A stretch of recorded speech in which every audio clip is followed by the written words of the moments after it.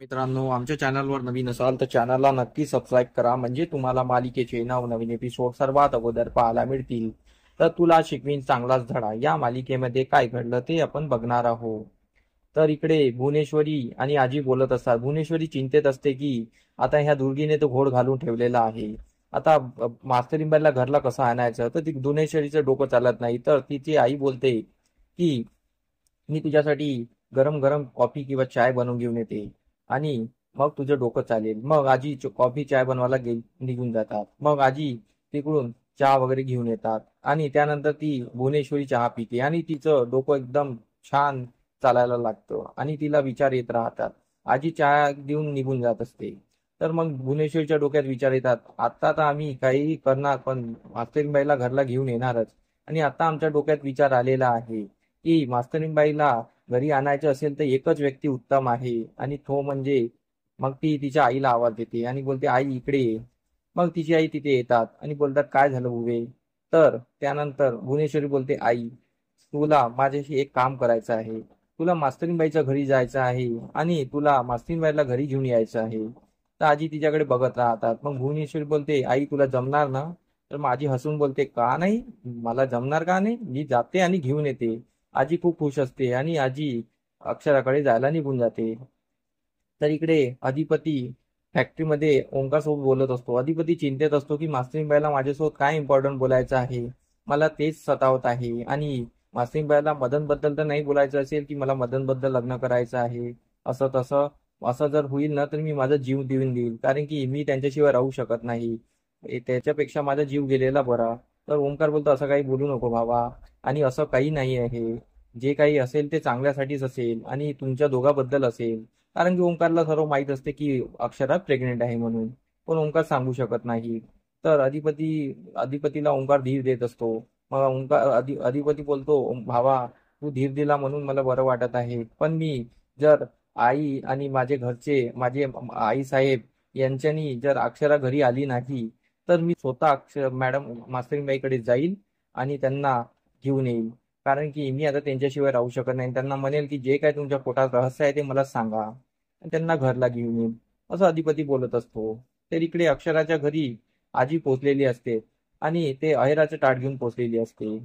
तर त्यानंतर अक्षराचे बाबा, अक्षरा, इरा आणि अक्षराची आई हे सर्व ती आजीकडे बघत राहतात. इरा विचार करत असते की आजी घरी कशी काय आली, आणि अगोदर दुर्गेश्वरी मॅडम आली, मग आजी आली, हे भुवनेश्वरी मॅडमला माहित नाही असं वाटते. तर इकडे इरा बोलते की भुवनेश्वरी मॅडमला कळवायला हवं.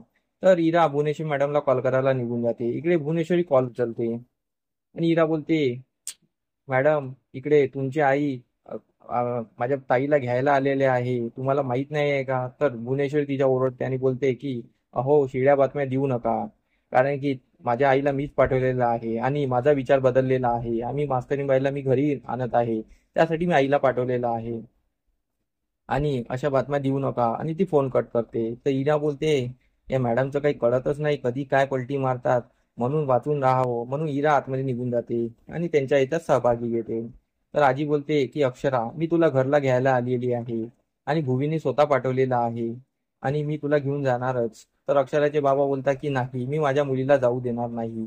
अक्षरा विचार करते की आजी आता मला घ्यायला आलेले आहे तर मला तिथे जाणं भाग आहे, कारण की मी इथे राहून मला त्या घरातलं काही माहीत पडत नाही. त्या घरात राहिली तर मला भुवनेश्वरी मॅडमचे डावपेच कळतील आणि मी काहीतरी करू शकेल. तर अक्षरा विचार करते की मी जायला हवं. तर अक्षरा तिच्या बाबाला बोलते, बाबा मी जाते, कारण की मला सासरी जायचं आहे आणि आजी घ्यायला आलेले आहे ना, मला माझ्या नवऱ्यासोबत राहायचं आहे, मला नांदायचं आहे आणि मला जाऊ द्या. तर अक्षराचं हे बोलणं ऐकून अक्षराचे बाबा गप्पच बसतात. अक्षराची आई बोलते की बाळा, पण तुला तिथे त्रास आहे ना. अक्षरा बोलते, आता नाही होणार, आजी घ्यायला आलेले आहे ना, तिथे अधिपती आहे, तुम्ही टेन्शन घेऊ नका. तर अक्षराचे बाबा की टेन्शन मध्येच असतात. इकडे अधिपती विचार करत असतो की मास्तरीबाई येणार का. तर इकडे भुवनेश्वरीने जल्लक तयारी केलेली असते घरी, की मास्तरीबाई घरी येणार आहे म्हणून. जसे ढोल तासे वगैरे पूर्ण रांगोळी वांगोळी टाकली असतात, पुरा घराला सजवलं असते आणि भुवनेश्वरी स्वतः तयार झालेली असते. तर तिथे दुर्गेश्वरी येते आणि बोलते की ताई, तू इतकी तयारी केलेली आहेस, पण जर मास्तरीबाई घरी आलीच नाही तर. तर भुवनेश्वरी बोलते की मी आतापर्यंत तुला पाठवलं आणि तू खोटं नाणं होतं म्हणून ती आलेली नाही, पण माझी आई ही एकदम खमकी आहे आणि तू तिच्यातला पॉवर तू आतापर्यंत बघितलेला नाही आहे. बघ ती कशी मास्तीबाईला घरी घेऊन येते आणि आमच्या लग्नाचा बार उडतो. तर तेवढ्यातच तिथे आजी आणि अक्षराची एंट्री होते. आजी आणि अक्षराला बघून भुवनेश्वरी खूप खुश होते. अक्षराच्या मागोमाग तिथे चारुहास पण आलेले असतात आणि तिथे अक्षराची खास एंट्री होत असते.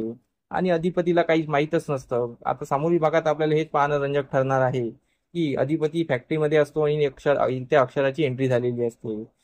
अधिपती जेव्हा घरी येईल तेव्हा अक्षराला बघेल तेव्हा अधिपतीला खरं वाटेल का की मास्तरबाई घरी आलेले आहे म्हणून, आणि अक्षराचा नवीन डाव सुरू होईल. तर आमचा एपिसोड कसा वाटला आम्हाला कमेंट करून नक्की सांगा. धन्यवाद.